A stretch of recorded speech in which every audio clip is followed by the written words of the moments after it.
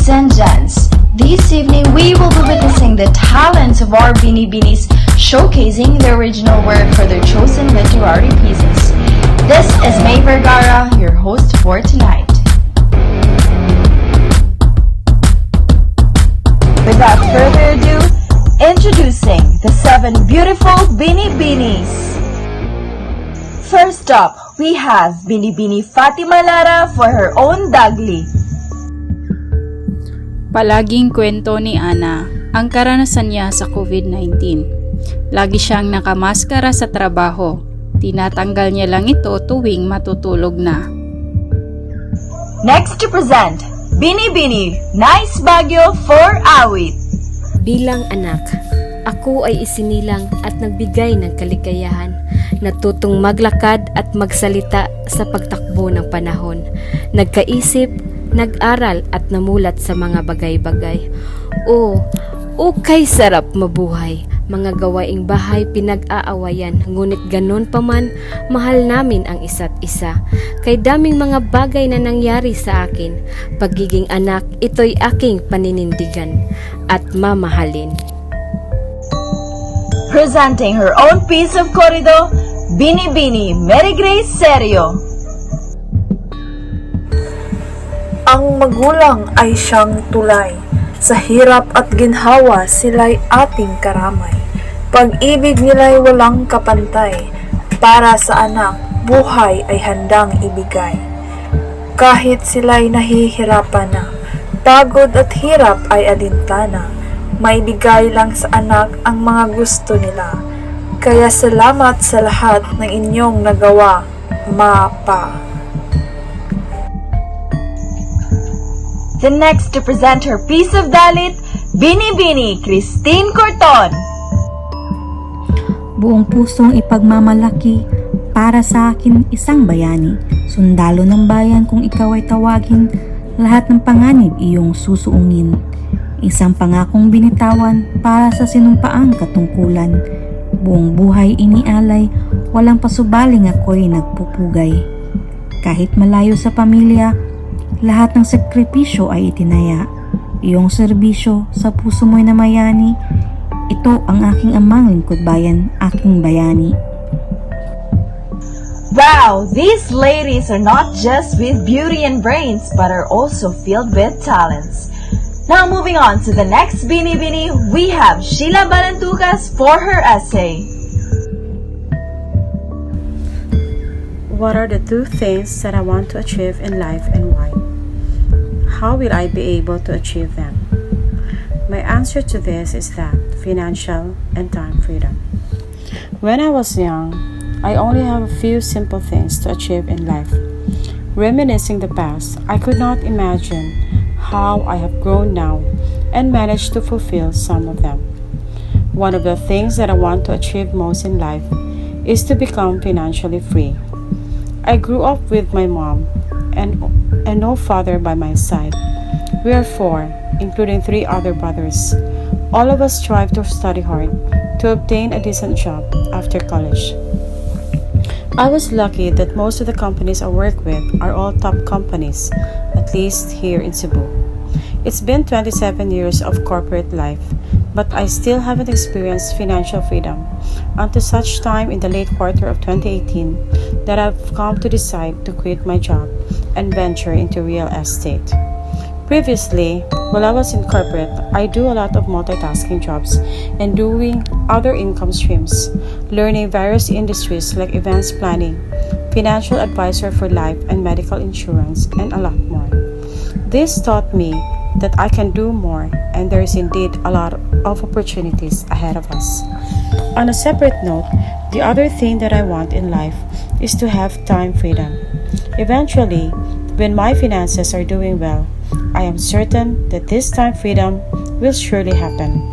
At some point, I would say now that if I continue to be diligent and do things with love and compassion, these 2 things will surely come.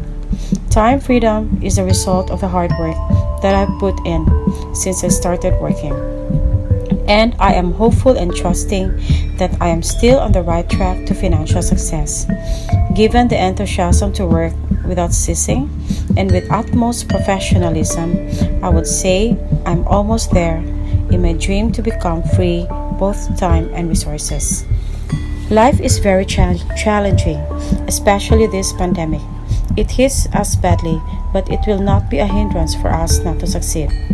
There's a lot of things that you can do to achieve financial and time freedom. First is we need to commit to live with our dream, our aspirations, and desire to be free both time and resources. We have to know and understand our current financial condition and take steps on how to improve it day by day. Tracking our expenses well and living within means is one way to get it through.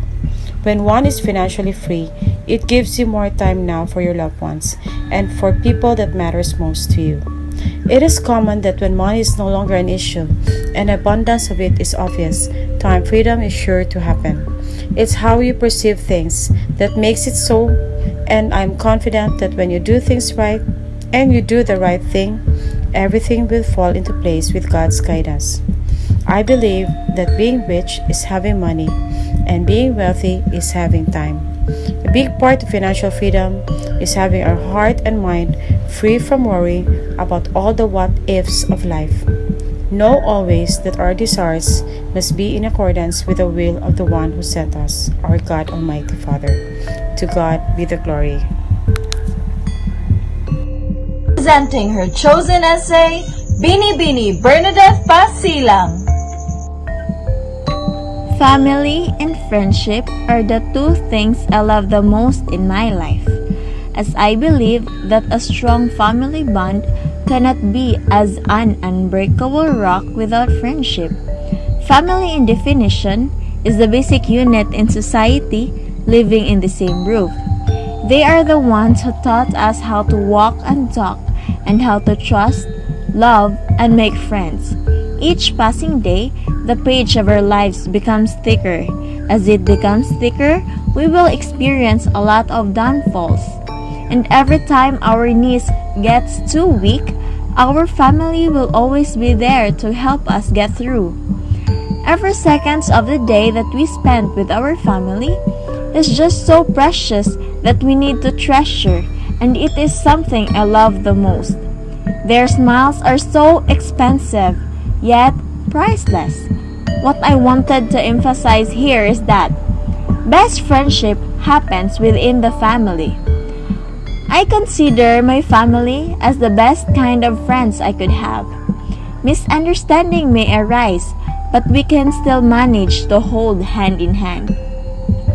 They are the kind of people who are willing to accept and embrace you for no matter what. Family possess everything that friends can offer, and I just love how friendship within the family impact me with my personal life and how it shaped me as I grow older. They are the most perfect individuals among the imperfect. A family is still a family no matter what. And there's an old saying that blood is thicker than water, and I agreed to that. Thank you. Last but not the least, to present her version of Ako Ang Daigdig, Bini Bini, Jaysha Yu. Ikaw ay ako. Ikaw ay ako ay ikaw. Iisang isipan, iisang damdamin. Ako, ikaw, iisa pero magkaiba. Magkaiba sa paraang hindi magkatugma. Ikaw ang isipan, ako ang damdamin. Malapit ngunit parang ang layo sa isa't isa. Ako ay ikaw ay ako. Parang langit ang pagitan. Our Binibinis tonight really showed their love for Filipino literature, and as a Filipino, I can say, ang sarap maging Pinoy. Before we end, we would like to thank our sponsors and benefactors, the entire UC faculty, and to our dearest program director, Dr. Gloria Cuevas, for her unending support. Thank you once again for making this happen. This has been your host for tonight, May Vergara. Mabuhay ang Pilipino!